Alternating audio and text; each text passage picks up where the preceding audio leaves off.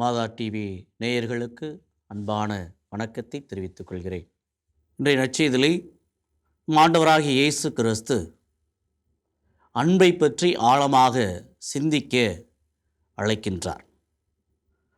அடுத்திருப்பவர் மீது அன்பு கூறுவாயாக என்றும், பகைவரிடத்திலே அன்பு கூறுவாயாக என்றும், துன்புறுத்துவோருக்காக வேண்டுங்கள் என்றும், உங்களிடம் அன்பு செலுத்துவோர் மீது அன்பு செலுத்தினால் அதனால் என்ன பயன் என்ன என்ற கேள்வியை நமக்கு முன்பாக வைக்கிறார்.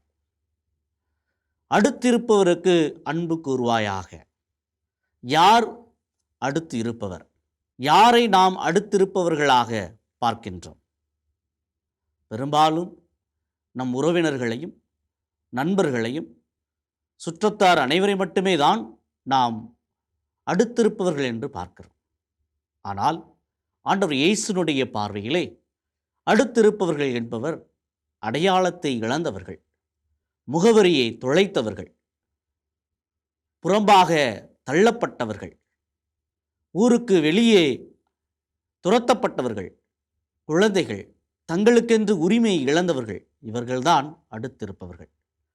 இவர்களை குறித்து நாம் சிந்திக்க வேண்டும். இவர்களிடத்திலே நாம் அன்பு செலுத்த வேண்டும் என்பதைத்தான் ஆண்டவர் இயேசு கிறிஸ்து இன்றைய நாளிலே நமக்கு செய்தியை சொல்கின்றார்.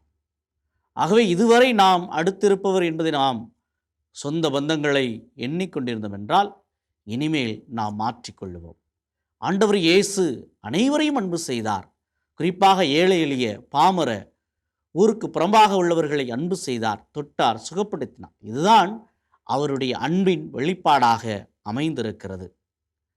பகைவரிடத்தில் அன்பு கூறுவாயாக என்ற ஒரு புதிய சித்தாந்தத்தை நம் அனைவருக்கு முன்பாக வைக்கிறார்.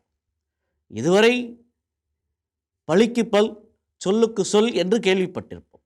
ஆனால் ஆண்டவர் இயேசுனுடைய வாதம் முற்றிலும் மாறுபட்ட சிந்தனை கொண்டவராக இருக்கிறார். நம்மையும் அவரை பின்தொடர்கின்ற காரணத்தினால் அவரை போல சிந்திக்க அழைப்பு விடுக்கிறார். பகைவரிடத்தில் அன்பு கூறுவாயாக என்றால் நாம் அவருடைய மனமாற்றத்திற்காக ஜெபிக்க வேண்டும். அவருடைய மனமாற்றத்திற்காக நாம் இறைவனிடத்தில் உருக்கமாக மன்றாட வேண்டும். அவருடைய உள்ளம் மாற வேண்டும், அவருடைய செயல்பாடுகள் மாற வேண்டும், அவருடைய எண்ணம் மாற வேண்டும். அதற்காக நாம் இறைவனிடத்தில் பரிந்து பேசுகின்ற பொழுது நாம் பகைவர்கள் மீது அன்பு கூறுகின்றோம் என்பது பொருளாகிறது.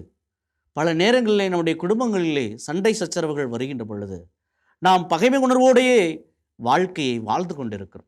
இந்த பகைமை உணர்வோடு தான் திருப்பலிக்கு செல்கிறோம், நற்கருணை பெறுகிறோம், மீண்டுமாக பகைமை உணர்வோடு வருகிறோம். ஆகவே நம்மிடத்திலே மாற்றம் என்பது இல்லாமல் போவது கிறிஸ்துவத்திற்கு எதிராக இருக்கிறது. ஆகவே நாம் உண்மையாகவே கிறிஸ்துவை அன்பு செய்கிறோம், கிறிஸ்துவின் சீடர்களாக இருக்கிறோம், கிறிஸ்துவின் அப்போஸ்தலர்களாக இருக்கிறோம் என்றால் கிறிஸ்துவை கொடுக்கக்கூடியவர்களாக இருக்க வேண்டும், கிறிஸ்துவின் மனம் கொண்டவர்களாக இருக்க வேண்டும். ஆண்டவர் இயேசு சிலுவையில் தொங்கிய பொழுதும் கூட, மரணிக்கின்ற தருவாயில் இருந்த பொழுதும் கூட அவர் பகைவருக்காக இறைவனிடத்திலே, தந்தையாம் இறைவனிடத்திலே பரிந்து பேசுகிறார். இதுதான் பகைவர் மீது அன்பு காட்டுகின்ற ஒரு செயல்பாடு. இத்தகைய மனப்பாங்கை நாம் கொண்டிருக்க வேண்டும். இத்தகைய மனப்பாங்கோடு நாம் அன்றாட வாழ்க்கையிலே வாழ வேண்டும். குடும்ப வாழ்க்கையிலே பல பிரச்சனைகளை சந்திக்கக்கூடும்.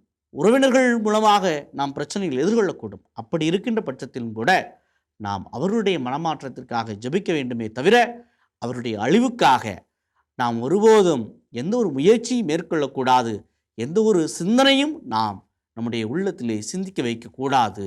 இதுதான் ஆண்டவர் இயேசு நமக்கு முன்பாக வைக்கின்ற செயல்பாடாக இருக்கிறது. அன்புக்குரியவர்களே, இறுதியாக நாம் சொந்த பந்தங்களுக்கு, நண்பர்களுக்கு உதவி செய்வதனால் அவர்கள் நமக்கு திருப்பி கொடுத்து விடுவார்கள். ஆனால் அடையாளம் தெரியாதவர்களுக்கு, முகவரி இல்லாதவர்களுக்கு நாம் கொடுக்கின்ற பொழுது ஆண்டவர் இயேசு நமக்கு கொடுப்பார். எப்படி கொடுப்பார் என்றால் அமுக்கி குலுக்கி சரிந்து விழும்படி நன்றாய் அளந்து கொடுப்பார். அவர் கொடுப்பதை யாராலும் தடுக்க முடியாது, அவர் தடுக்க நினைப்பதை யாராலும் கொடுக்க முடியாது. ஆகவே நாம் நம்மளுடைய உறவினர்களுக்கு, தெரிந்தவர்களுக்கு கொடுப்பதை காட்டிலும் தெரியாத முகங்களுக்கு கொடுக்கின்ற பொழுது நாம் கிறிஸ்துவுக்கு கொடுக்கிறோம். ஏழை எளியவர்களுக்கு கொடுப்பது கடவுளுக்கே கடன் தருகிறோம் என்பதை நாம் நீதிமொழி புத்தகத்திலே வாசிக்கிறோம்.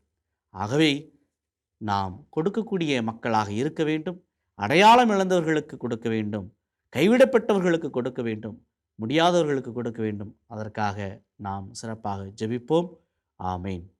இயேசுவுக்கே புகழ், இயேசுவுக்கே நன்றி. மரியே வாழ்க.